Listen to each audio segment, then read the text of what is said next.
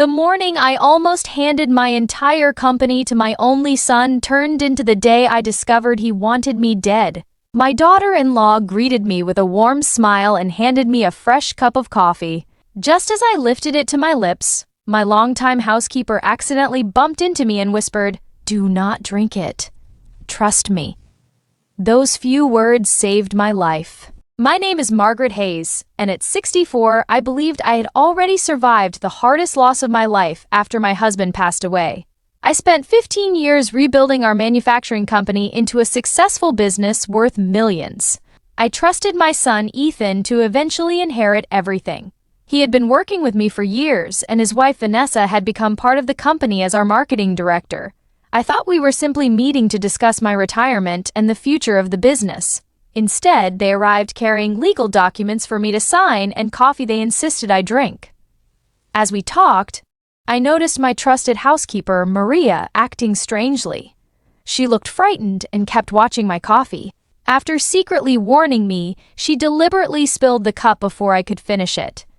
Vanessa quickly tried replacing it with her own coffee, but Maria accidentally knocked that cup over as well. In the confusion, Vanessa ended up drinking from the poisoned coffee herself. Within minutes, Vanessa became dizzy, collapsed onto my living room floor, and started convulsing. She was rushed to the hospital where doctors confirmed she had been poisoned with arsenic. While everyone believed she was the victim, I realized something terrifying. That poison had never been meant for her. It had been prepared for me.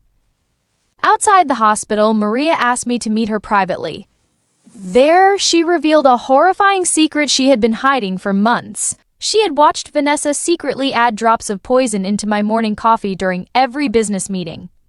At first, Maria doubted herself, but after seeing my health slowly decline, she began documenting everything. She took notes, photographs, and even recorded conversations because she feared nobody would believe her. That morning, Vanessa had poured a much larger amount into my coffee because they planned for me to die that day.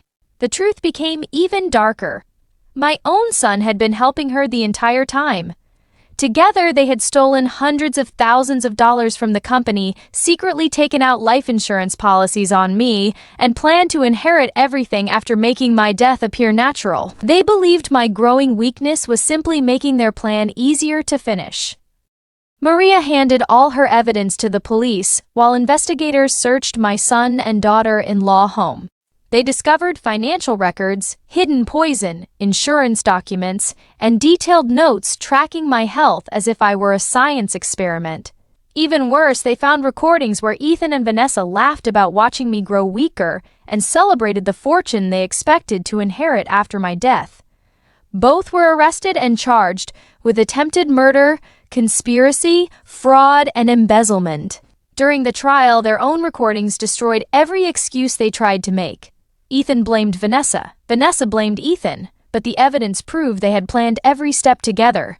The jury found them guilty on every charge, and both received life sentences without parole. The greatest lesson I learned was not about betrayal. It was about loyalty. The person who saved my life was not my own family. It was Maria, the quiet housekeeper who had worked beside me for 20 years. She risked her job, her freedom, and even her own safety. Because she refused to watch an innocent person die after the trial, I sold the house filled with painful memories and started over. Together, Maria and I created the Hayes Foundation, an organization dedicated to protecting elderly victims of financial abuse and family betrayal. What began as the darkest chapter of my life became a mission that has helped hundreds of vulnerable people. Sometimes people ask if I regret surviving. My answer is always the same. The coffee they prepared was meant to end my life, but instead it opened my eyes. Blood does not always make someone family, and kindness does not always come from those you expect. The greatest inheritance I ever received was not money or success. It was discovering that true loyalty is priceless, and sometimes the person willing to save your life is the one you never realized had already become family.